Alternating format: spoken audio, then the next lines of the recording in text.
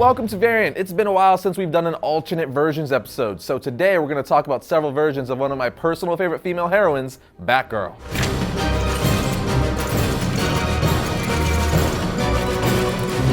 As we do with every alternate versions episode, we're going to start this off with the version of the character we're most familiar with and the one that nearly all the others are based on. In this case, that would be Earth Zero's Batgirl, aka Barbara Gordon, the daughter of Commissioner Jim Gordon. Again, this is the main red-headed Nightwing-loving girl who was paralyzed at the hands of the Joker, and after becoming wheelchair-bound, she evolved into Oracle for several years, until the New 52 restored her ability to walk, and she took up the Batgirl mantle once again. But we're all pretty familiar with the main Barbara Gordon version of Batgirl, if not from the comics, then from the shows like Batman the Animated Series, Young Justice, The Batman, and countless other on-screen appearances she's made. So let's move on to our first alternate version of Batgirl, Betty Kane. Betty Kane was actually the very first Batgirl. That's right, she's the original Batgirl, created 6 years before Barbara Gordon was introduced. She was the niece of Kathy Kane, aka Batwoman. After discovering her aunt's dual identity, she convinced her to let her fight crime along her side as Batgirl. This version of Batgirl appeared several times over the years before being retconned out of existence during the Crisis on Infinite Earths storyline. She was later reintroduced as Flamebird and then again in the New 52 as Hawkfire. Moving on, we have Elena Bertinelli. She's more known for being Huntress, but for a short stint during the Batman No Man's Land story, she took on the Batgirl persona. However, after violating Batman's code of extreme violence, she was stripped from her Batgirl persona and went back to being Huntress. Next, we have Cassandra Cain, who newer readers might know better as the character Orphan from the Batman Eternal comics or the DC Rebirth Detective Comics title. Either way, she was Batgirl for a good period of time. Cassandra is the daughter of assassins David Kane and Lady Shiva, the latter of which is easily one of the greatest fighters in all of DC. Anyway, Cassandra left her parents after she saved Commissioner Gordon from her father, after which she was taken in and adopted by Bruce Wayne.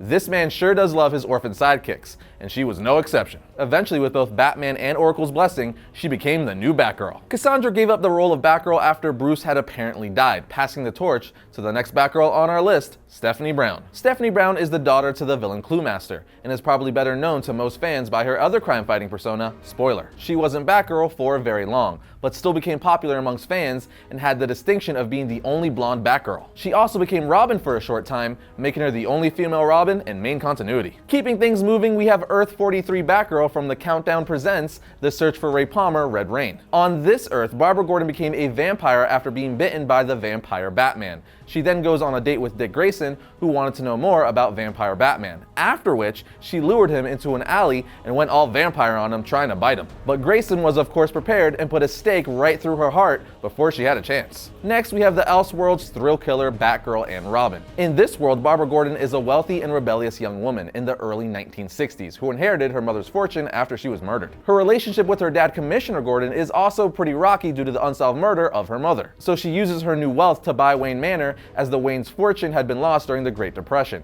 and takes matters into her own hands by becoming a thrill-seeking vigilante. She is joined by her boyfriend Richard Grostark, who goes by the name Dick Grayson, and is not surprisingly this Earth's Robin. Moving on again, this next one might actually surprise some of you, as Harley Quinn was actually Batgirl for a bit. It all went down in the 2000 Harley Quinn title in issues 10 and 11. After a fight with Killer Croc, Harley wants to see what it's like fighting on Batman's side, so she puts on a Batgirl costume, dyes her hair red, and runs around as Batgirl, helping the real Batgirl at the time, Cassandra Cain, and even Robin. She even says stuff like, "No wonder Bats does this. It's fun, not to mention everyone is so busy running away, they can't shoot you." Harley likes. But this doesn't last long, and by the end of issue 11, she becomes her normal Harley Quinn self once again. The next Batgirl we have is Charlotte Gage Radcliffe. She has magic-based powers that include self-healing, teleportation, and stealth. During a brief period where no one was Batgirl, she took it upon herself to make a homemade version of Barbara Gordon's classic Batgirl costume and run around as the new Batgirl. But when Barbara Gordon found out she was running around as Batgirl, she was less than happy and told Charlotte she couldn't continue. And while Charlotte agreed, she just slightly modified her costume and became Misfit instead. Next up is Barbara Gordon from the Elseworlds' finest Supergirl and Batgirl.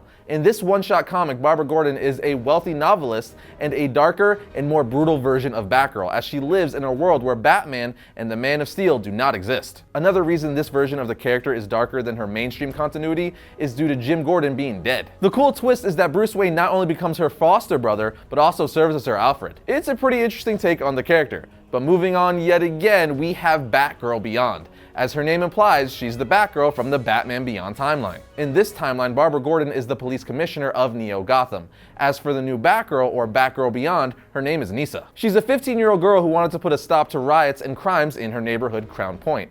And when she thought no one cared about her side of town, she took it upon herself to protect her community, becoming the new Batgirl and even working alongside Barbara Gordon. We then have Batgirl from All-Star Batman and Robin, The Boy Wonder. In this story, Barbara Gordon becomes Batgirl at age 15. This version of Batgirl is actually somewhat controversial due to her use of strong language, as her original dialogue was uncensored, allowing you to see her saying the F-bomb. There's not really much more to say about this Batgirl, but I figured I'd at least mention her due to it being done by Frank Miller and Jim Lee. Next, we have the ever so popular Bombshells universe, which transforms all of our favorite female heroes and villains into that pin-up vintage style. Barbara Gordon was a gifted child born in a French village in the year 1893 and is the daughter of a small-town policeman and farmer, James Gordon. By the time 1913 rolled around, she learned how to pilot a small plane, and in 1916 she enlisted into the French Air Force to protect her home, and she became known as the Batgirl due to her incredible piloting skills. It's a pretty unique and fun take on the character. Now, the last Batgirl I'm going to mention is the Injustice Batgirl. In this universe, Barbara Gordon starts out paralyzed and acting as Oracle until Year 4, Issue 5. At the end of Injustice Gods Among Us Year 4, Issue 4,